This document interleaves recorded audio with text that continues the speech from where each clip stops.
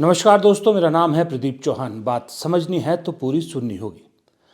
दोस्तों, देश में मजबूत विपक्ष और उस विपक्ष का एक मजबूत नेता सरकार को किस कदर डरा सकता है, इसका ताज़ा उदाहरण है भारत। हमने इतिहास में बहुत बार पढ़ा है कि सत्ता को कंट्रोल रखने के लिए, सत्ताधीश को कंट्रोल में रखने के लिए अगर किसी की सबसे अहम भूमिका होती है तो वो होती है जो विपक्ष को लीड कर रहा होता है, नेता विपक्ष।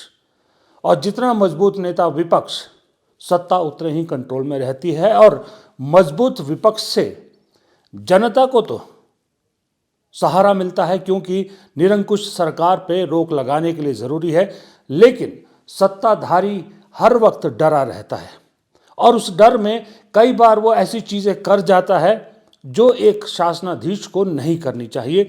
लेकिन क्योंकि उसका डर ऐसा होता है, उसे लगता है कि ये जो विपक्ष का नेता है ये मेरी कुर्सी खा जाएगा, मेरी कुर्सी पे बैठ जाएगा, मेरी गद्दी पे बैठ जाएगा, तो फिर वो हर हथकंडे अपनाता है। और एक डरा हुआ बादशाह कमज़ोर देश ही पैदा करता है, कोई मजबूत देश नहीं पैदा करता। और जब बादशाह कमज़ोर होता है, बादशाह डरपोक होता है, राजा घबराता है जनता से भी, विपक्ष के नेता से भी, कि भाई विपक्ष का नेता जनता को मेरे खिलाफ कर रहा है, तो उसके लिए सबसे पहले वो क्या करता है? सबसे पहले वो जासूसी करता है। न सिर्फ नेता की जासूसी करता है बल्कि जनता की जासूसी भी करता है, ताकि वो ये जानना चाहता है कि मेरे खिलाफ कहाँ, क्या, कौन, कैसी साजिश कर रहा है। क्या भारत में भी इस वक्त देश के प्रधानमंत्री तीसरी टर्म बैठे हैं, उन्हें यही डर सता रहा है?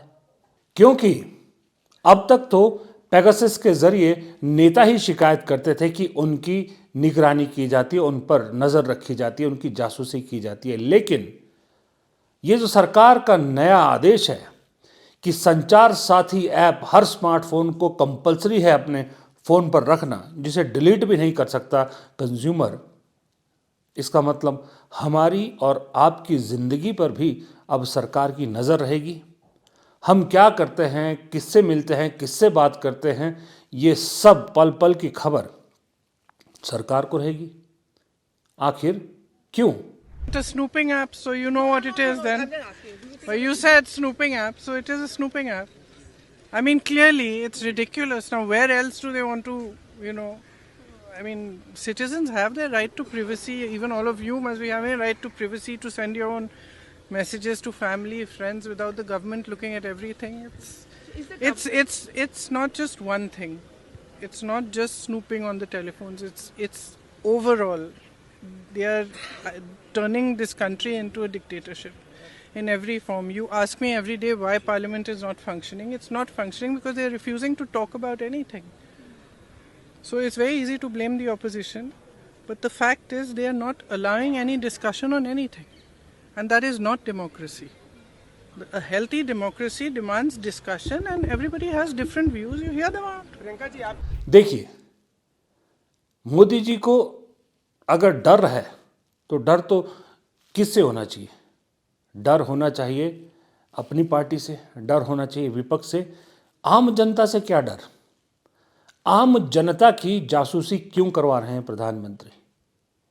दरअसल मुझे ऐसा लगता है, जिस दिन से राहुल गांधी ने जेन ज़ी का आह्वान किया है और हाल फिलहाल में जो बांग्लादेश और नेपाल में जेन ज़ी ने सत्ता पलट की है, उसको देखते हुए ये डर मोदी जी को सताने लगा है कि राहुल गांधी कहीं इस देश की जेन ज़ी को भी मेरे खिलाफ न भड़का दे।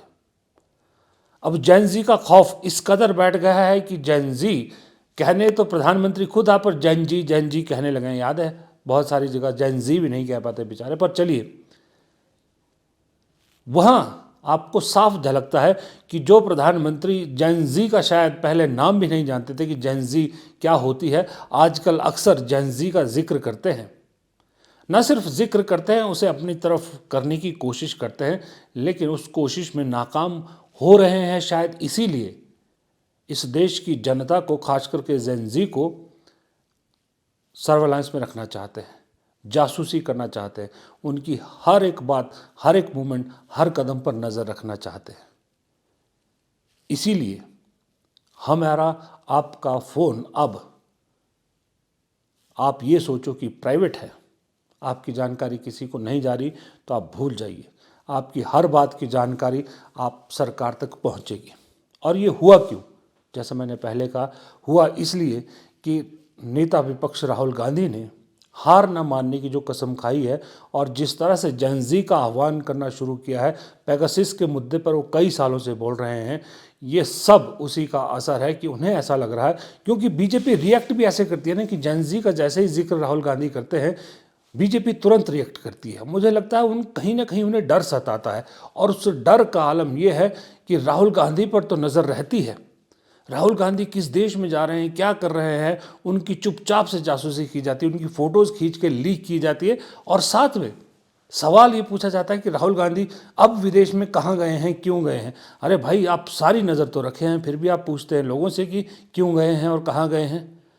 अब उस पर नज़र रखने से कुछ नहीं मिल रहा तो जनता पे नज़र रखो, जनता की जासूसी करो, जनता का प्राइवेसी को जो है वो ना रहने दो प्राइवेट। अब ऐसे में अब राहुल गांधी क्या कहे, मजाक ही कर सकते हैं। जो सदन में जिस तरह से आज उन्होंने मजाक किया सदन के बाहर, अंदाज मजाकिया था, लेकिन बात बहुत गहरी थी। बात कुत्ते की थी, उस कुत्ते की उन्होंने जो कल रेणुका चौधरी अपने साथ ले आई थी सदन में, और सदन मतलब पार्लियामेंट के बाहर, अंदर तो नहीं, उसको लेके जो कंट्रोवर्सी हुई है, जो बेफालतू की विवाद हुआ, उस पर राहुल गांधी ने आज मज़े लिए कि सदन में अब सिर्फ यही मुद्दा रह गया है एक डिस्कशन के लिए। Dog is the main topic today, I believe. कल क्या कर दिया बेचारे कुत्ते ने? यहाँ आया था क्या? हाँ सर, यही है। अलाउड नहीं है क्या? ऐसा कोई रूल बुक में नहीं है, बट पेट अलाउड नहीं है। पेट अलाउड नहीं है, but पेट अंदर अलाउड है। The same statement. Well, I mean, I guess these are the things that India is discussing these days. अब बात तो बहुत छोटी है, मजाक में कही उन्होंने, लेकिन इसका दूसरा पहलू भी समझिए कि सदन के अंदर जो सदन में होना चाहिए, मुद्दे विपक्ष के भी डिस्कस होने चाहिए, मुद्दे सत्ता के भी डिस्कशन होने चाहिए, लेकिन यहाँ एक तरफा फरमान जारी कर दिया जाता है कि जो सत्ता पक्ष चीज़ें डिस्कस करना चाहता है वही होंगी, विपक्ष का तो कोई मुद्दा डिस्कस होगा नहीं। तो फिर राहुल गांधी उस मजाक के ज़रिए उस मजाक की बात कर रहे थे। SIR को लेकर आज भी पूरा विपक्ष सदन में एकजुट दिखा, सदन के बाहर एकजुट दिखा। SIR को लेके पूरा विपक्ष लामबंद है, इस पर डिस्कशन की मांग कर रहा है, पर मजाल है सरकार अगर इस बारे में एक शब्द में बोल रही हो या कुछ सोच रही हो। सवाल यही उठता है कि क्यों, आखिर इन मुद्दों से बचना क्यों चाहती है सरकार।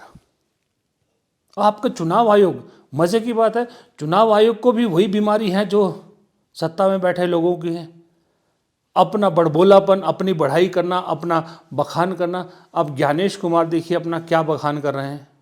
The world recognizes successful conduct of free, fair and transparent elections in India, and therefore, for the first time in its history of 30 years, the prestigious group of 37 democratic countries of the world have invited India to chair the International Institute for Democracy and Electoral Assistance, International IDEA. This is a moment of immense pride for all the citizens of India and for all the election officials. Jai Hind, Jai Bharat. कह रहे हैं 30 साल में पहली बार ऐसा हुआ है कि भारत के डेमोक्रेटिक सिस्टम के जो संचालक है उसको उसका वो बनाया गया, चेयर बनाया गया। यार ये तो वही बात होगी जैसे पिछले साल मोदी जी G20 की अध्यक्षता को लेकर अपनी बड़ाई, अपने कांधे, अपने पीठ खुद ही थपथपा रहे थे, जबकि सबको मालूम था कि रोटेशन वाइज वो आती है। और ये भी 30 साल बाद आपके पास रोटेशन वाइज आई है, अगली बार किसी और के पास होगी। इस बार G20 साउथ अफ्रीका में हुआ, उन्होंने तो कोई ऐसा ढिंडोरा नहीं पीटा, उन्होंने तो ऐसा कुछ नहीं कहा कि साउथ अफ्रीका ने एक माइलस्टोन अचीव कर लिया। उनको मालूम है दोबारा जब नंबर आएगा दोबारा भी उन्हें मिलेगी, लेकिन वो आदत पड़ गई ना मोदी जी को, तो हर चीज़ की श्रेय लेने की, हर चीज़ पे अपना नाम जो है बढ़ाई करवाने की, वही ज्ञानेश कुमार उनके चेले कर रहे हैं, वही उनके अक्सर चेले करते रहते हैं। तो ये है दरअसल लोकतंत्र को इस तरफ ले जाया गया है। लोकतंत्र जिस तरफ जाना चाहिए वहाँ से रास्ता भटका दिया गया है। और हम और आप शायद इतना सीरियसली ना लें, बहुत से लोग नहीं लेंगे सीरियसली, लेकिन प्रियंका गांधी ने जो बात सुनाई मैंने आपको, उसमें एक चीज़ उन्होंने बहुत सीरियस बोली है। उस चीज़ को हमें लाइटली नहीं लेना चाहिए। जब प्रियंका गांधी ने कहा कि आप मानिए ना मानिए, ये देश डिक्टेटरशिप की तरफ बढ़ाया जा रहा है, ये इंडिकेशन तो बहुत पहले से मिलने शुरू हो गए थे। लेकिन 240 के बाद जो डेस्परेशन दिखी है ना, ये वाकई में ही आपको धीरे धीरे कदम दर कदम डिक्टेटरशिप वाइज उस तरफ को ले जाया जा रहा है। और आप मान के चलिए, अगर ये SIR इसी फॉर्म में पूरे देश में हो गया तो 2029 का लोकसभा चुनाव हिंदुस्तान की हिस्ट्री का सबसे बड़ा चुनाव होगा, सबसे अलग चुनाव होगा, क्योंकि वो चुनाव सिर्फ लोकसभा का नहीं होगा। वहाँ से शुरू होगा वन नेशन वन इलेक्शन का सफ़र, और वन नेशन वन इलेक्शन में जीतेगी वन पार्टी ही। देश में शासन पूरी जगह वन पार्टी का ही होगा। तब सबसे पहले कुचले कौन जाएंगे? सबसे पहले कुचले जाएंगे विपक्ष के नेता, उसके बाद कुचले जाएंगे हम और आप जैसे लोग जो सत्ता से सवाल पूछते हैं, सत्ता के आंखों में जो चुभते हैं। उसके बाद हम सब लोगों का नंबर आएगा। पर तैयारी कीजिए, प्रियंका गांधी की बात में बहुत हद तक सच्चाई है और ये सही में धीरे धीरे आपको होता दिखेगा। फिलहाल इस वीडियो में इतना ही, छोटा सा वीडियो है, थोड़ा सा कहीं दूर हूँ, बाहर हूँ, तो आजकल माफ़ी चाहूँगा अगर ज़्यादा डिटेल में वीडियो नहीं बना पा रहा, क्योंकि बहुत कम रिसोर्सेज में है वीडियो बनाता हूँ, नेटवर्क की दिक्कत है। पर फिर भी आप लोग वीडियो देख रहे हैं, इसके लिए आपका बहुत बहुत शुक्रिया। बस वीडियो को लाइक कर दिया कीजिए, आपके वीडियो को लाइक करने से हमारी वीडियो की रीच बढ़ जाती है। बस आपसे इतनी गुजारिश है। कमेंट बॉक्स में आपकी राय हमेशा की तरह बहुत महत्वपूर्ण है। चैनल को सब्सक्राइब नहीं किया है तो प्लीज़ चैनल को सब्सक्राइब ज़रूर कीजिएगा। नमस्कार।